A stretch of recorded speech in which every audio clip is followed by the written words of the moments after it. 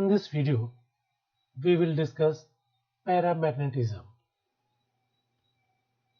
Before going to paramagnetism, it is necessary to clear what is magnetism.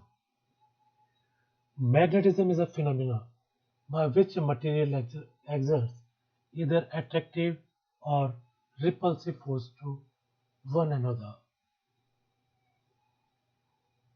चुंबकत्व क्या है, पहले इस पर चर्चा करते हैं।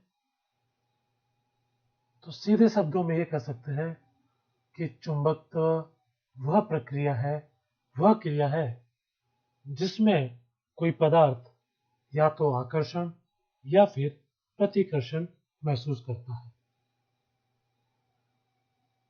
अन्य शब्दों में कहें तो चुंबकत्व वह गुण है जिसकी वजह से किसी पदार्थ में आकर्षण या प्रतिकर्षण का बल का अनुभव होता है। Basic source of magnetic force is movement of electrically charge particles. तो जब कभी इलेक्ट्रिकली चार्ज पार्टिकल मूवमेंट करते हैं तो वह मैग्नेटिक फोर्स प्रोड्यूस करते हैं। यह तो हम जानते ही हैं कि इलेक्ट्रॉन ऋणावेशित होते हैं, अर्थात इलेक्ट्रॉन इलेक्ट्रिकली चार्ज है, और जब उनका मूवमेंट होता है, जब वो एक स्थान से दूसरे स्थान की ओर गति करते हैं, वही जो गति है वह उनके मैग्नेटिक फोर्स के लिए स्रोत का कार्य करता है। Magnetic behaviour of material can be traced to the structure of atom. तो किसी परमाणु की संरचना कैसी है उसके अनुसार उसका चुंबकीय व्यवहार तय होता है। सामान्यतः इलेक्ट्रॉन नाभिक के चारों ओर चक्कर लगाते हैं, और जब वो नाभिक के चारों ओर चक्कर लगाते हैं तो अपने अक्ष पे भी घूर्णन करते हैं, और यह जो अक्ष पे घूर्णन होता है वह मैग्नेटिक बिहेवियर के लिए उत्तरदायी होता है, वह पदार्थ के चुंबकीय व्यवहार के लिए उत्तरदायी होता है।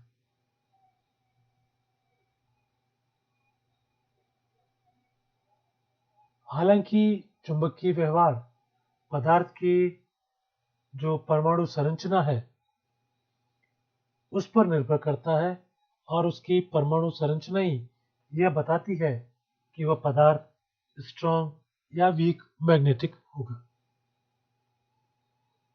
अब कुछ जो टर्म्स हैं उनके बारे में हम जान लेते हैं।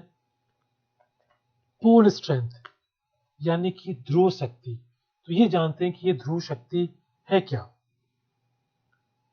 यदि किसी ध्रुव को निर्यात में स्थापित कर दिया जाए और दूसरा इकाई शक्ति वाला ध्रुव उसको एक डाइन बल से आकर्षित या प्रतिकर्षित करे तो ऐसे ध्रुव को तो हम इकाई ध्रुव कहते हैं।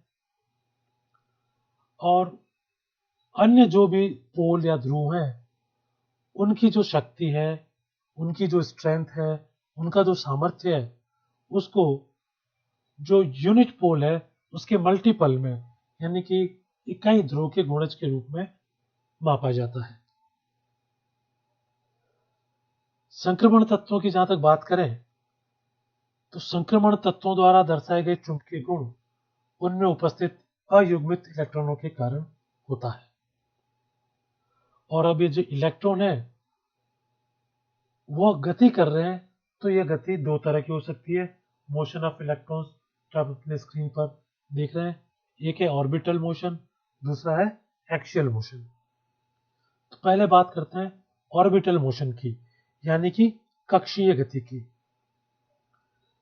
प्रत्येक इलेक्ट्रॉन नाभिक के चारों ओर जो ऑर्बिट्स हैं, जो कक्ष है, उनमें सर्कुलर पाथ में, वृत्ताकार पथ में गति करते हैं, जिसके परिणाम स्वरूप उस क्षेत्र में एक चुंबकीय आघूर्ण यानी कि मैग्नेटिक मोमेंट प्रोड्यूस होता है। चुंबकीय आघूर्ण उत्पन्न हो जाता है जिसे कक्षीय आघूर्ण ऑर्बिटल मोमेंट कहा जाता है। जब कभी भी कोई आवेशित कण वृत्ताकार कक्ष में घूमता है तो उसके संगत चुंबकीय आघूर्ण उत्पन्न हो जाता है। तो ये कहा जा सकता है कि जब इलेक्ट्रॉन नाभिक के चारों ओर ऑर्बिट में वृत्ताकार पथ में जब चक्कर लगाता है तो उसके घूमने की वजह से उसमें चुंबकत्व उत्पन्न होता है और जो आघूर्ण उत्पन्न हुआ है उसे ऑर्बिटल मोमेंट या कक्षीय आघूर्ण कहते हैं। अब बात करते हैं एक्सियल मोशन अर्थात अक्षीय गति की। नाभिक के चारों ओर कक्षीय गति करता हुआ इलेक्ट्रॉन अपने अक्ष के आधार पर भी चक्रण करता है। ये हमने जब एटॉमिक स्ट्रक्चर पढ़ा था तब जाना था कि इलेक्ट्रॉन न सिर्फ अपने कक्षक में गोल वृत्ताकार पथ में घूमता है बल्कि वह अपने अक्ष पर भी घूमता रहता है। इलेक्ट्रॉन द्वारा अपने अक्ष पर चक्रण के फलस्वरूप एक अक्षीय चुंबकीय आघूर्ण उत्पन्न होता है। एक्सियल मैग्नेटिक मोमेंटम जो है वो उत्पन्न होता है। ऑर्बिटल मैग्नेटिक मोमेंट की जो अभी हमने बात की थी, यह चित्र में आप देख पा रहे होंगे कि इलेक्ट्रॉन को गति करता हुआ दर्शाया गया है। तो हमने माना कि इलेक्ट्रॉन का चार्ज E है, मतलब उसका आवेश E है, उसका द्रव्यमान m है और वो न्यूक्लियस का जो केंद्र है उसके चारों तरफ एंगुलर वेलोसिटी ओमेगा से घूम रहा है। तो जो घूर्णन प्रति सेकंड जो है वो होंगे ओमेगा अपॉन 2 पाई और इसकी वजह से जो पर सेकंड जो करंट होगा उसकी वैल्यू होगी जो आपके स्क्रीन पर दर्शाई है E omega upon 2 pi E S U और उसको सॉल्व करने पे E omega upon 2 pi C E M U. According to the principle of electrodynamics, such an orbiting charge generates a magnetic field whose moment is given by। तभी हम बात कर रहे थे ऑर्बिटल मैग्नेटिक मोमेंट की, तो इसको म्यू से प्रदर्शित करते हैं। तो mu equals to I into A, जहां पर आई तो है करंट की स्ट्रेंथ, ए जो है ऑर्बिट का एरिया यानी कि उसका क्षेत्रफल है। तो mu equals to E upon omega 2 pi C into pi R square. इसको हल करने पे आएगा mu equals to E R square upon 2 C. तो यह हुआ कि जब इलेक्ट्रॉन अपने ऑर्बिट में जब चक्कर लगाता है उसकी वजह से जो मैग्नेटिक फील्ड प्रोड्यूस हुआ तो उसका मोमेंट कितना होगा, वह म्यू होगा और म्यू का मान ई आर स्क्वायर अपॉन 2 सी होगा। जब ये इलेक्ट्रॉन अपने अक्ष में भी चक्कर लगाते हैं और अपने अक्ष पर भी गोल गोल घूमते रहते हैं, इस वजह से अलग अलग प्रकार के यह मैग्नेटिक बिहेवियर चुंबकीय व्यवहार प्रदर्शित करते हैं। यह है पैरामैग्नेटिज्म, डायमैग्नेटिज्म और फेरोमैग्नेटिज्म। आज के इस वीडियो में हम चर्चा करेंगे पैरामैग्नेटिज्म की। पैरामैग्नेटिज्म यानी कि अनुचुंबकत्व। ऐसे तत्व जिनमें अयुग्मित इलेक्ट्रॉन उपस्थित होते हैं वे पैरामैग्नेटिज्म प्रदर्शित करते हैं। यानी ऐसा कोई भी सब्सटेंस, ऐसा कोई भी पदार्थ जिसमें अनपेयर्ड इलेक्ट्रॉन है तो वह पैरामैग्नेटिज्म शो करते हैं। पैरामैग्नेटिज्म पदार्थ का वह गुण है जिसके कारण उन्हें चुंबकीय क्षेत्र में रखने पर वे चुंबकीय बल रेखाओं को अपनी ओर खींचते हैं। ऐसे पदार्थ को अनुचुंबकीय कहते हैं और इस पदार्थ के गुण को अनुचुंबकत्व कहते हैं। किसी तत्व में जितने ज्यादा अनपेयर्ड इलेक्ट्रॉन्स यानी कि अयुग्मित इलेक्ट्रॉन होंगे वह तत्व उतना ही ज्यादा अनुचुंबकत्व यानी कि पैरामैग्नेटिज्म शो करेगा। यदि बाह्य चुंबकीय क्षेत्र H में किसी संक्रमण पदार्थ को रख दिया जाए, यह चित्र में आप देख पा रहे होंगे कि N और S जो दिखा रखा है ये मैग्नेटिक पोल है, ये बाह्य चुंबकीय क्षेत्र है। इसके बीच में हमने एक संक्रमण श्रेणी के तत्व को रखा है। यदि बाह्य चुंबकीय क्षेत्र में किसी संक्रमण पदार्थ को रख दिया जाए तो ऐसा लगेगा कि बाह्य चुंबकीय क्षेत्र की तीव्रता बढ़ गई है। यह तभी संभव है जब संक्रमण धातु में इलेक्ट्रॉनों की कक्षीय गति के कारण उत्पन्न चुंबकीय क्षेत्र बाह्य चुंबकीय क्षेत्र की दिशा में कार्य कर उसके साथ संलग्न हो जाए। इसका अर्थ क्या हुआ?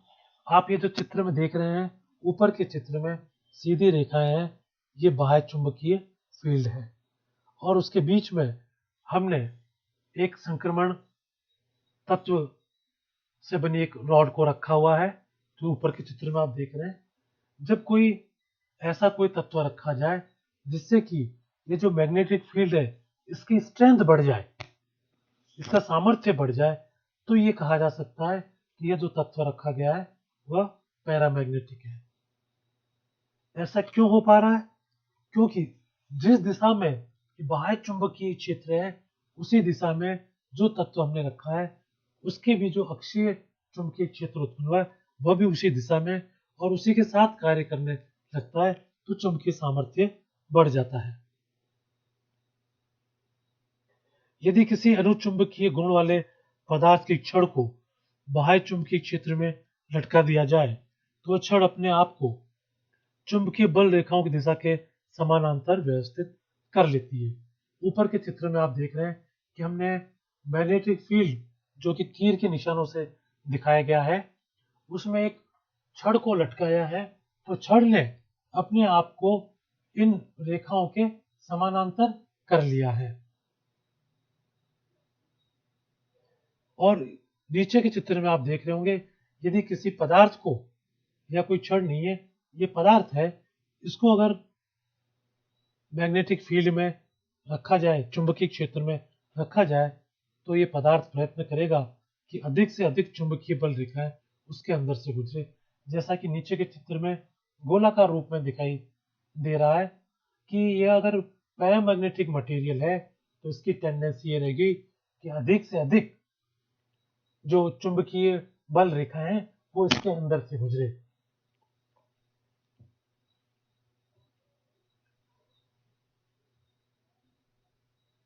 चुंबकीय क्षेत्र को बोर मैग्नेट्रॉन में नापा जाता है।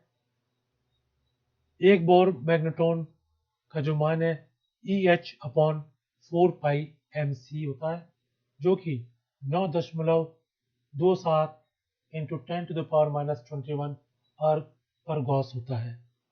यहाँ इक्वेशन में H जो है वो प्लैंक का कांस्टेंट है, E जो है इलेक्ट्रॉन पे चार्ज है, C वेलोसिटी ऑफ लाइट है, M जो है मास ऑफ इलेक्ट्रॉन है।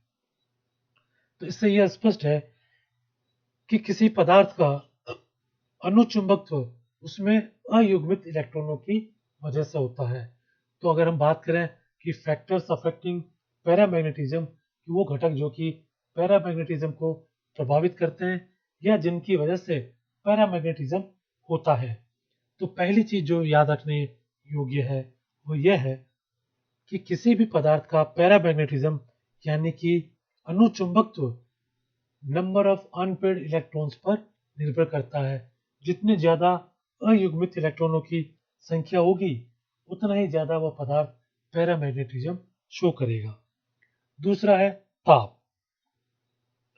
ताप बढ़ाने पर पदार्थ के अणु व्यवस्थित हो जाते हैं, जिससे अनुचुंबकत्व में कमी आती है।